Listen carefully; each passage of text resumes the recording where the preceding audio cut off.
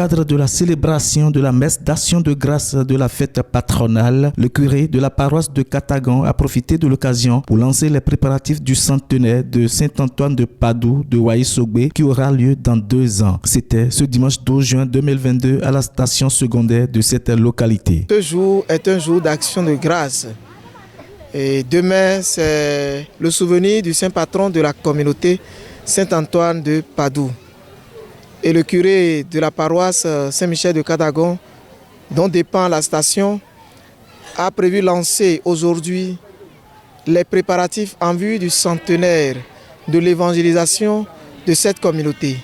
Il y a bientôt 100 ans que les missionnaires sont venus ici pour apporter la bonne nouvelle du Christ. Il est normal que l'on se souvienne. Le souvenir fait partie de la vie de tout homme et plus particulièrement du chrétien qui sait que Dieu lui-même se souvient de sa grâce qu'il nous accorde à chaque instant. Aujourd'hui, c'est un événement grandiose qui nous a réunis. Et c'est la fête patronale qui est suivie du lancement du jubilé des 100 ans de l'évangélisation sur notre territoire qu'on appelle Waïsogbe. Le lancement est couplé avec la fête patronale de cette église. C'est Saint-Antoine de Padoue.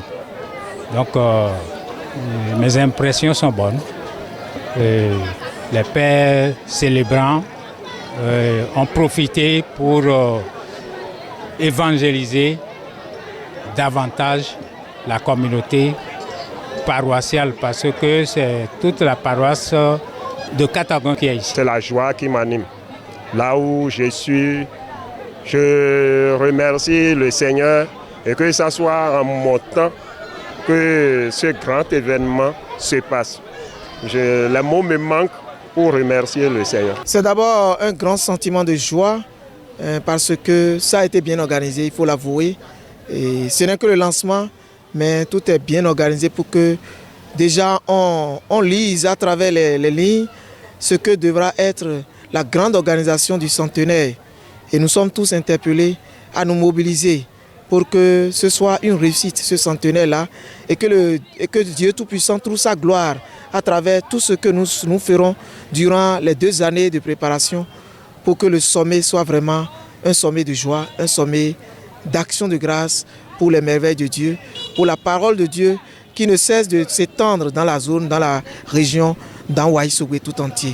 Il profite pour lancer des appels à toutes les filles et fils de Waïsogbe pour une organisation réussie du centenaire de Saint-Antoine de Padoue de leur localité. Ils ne sont pas derrière, ils seront là parce que le lancement qui vient d'être fait interpelle tout un chacun de nous. Surtout pour les progénitures des enfants, ceux qui ont été cités tout à l'heure, qui, disons, ont été les éclaireurs de Waïsogbe. C'est grâce à eux que l'Église est née. Et nous avons pour devoir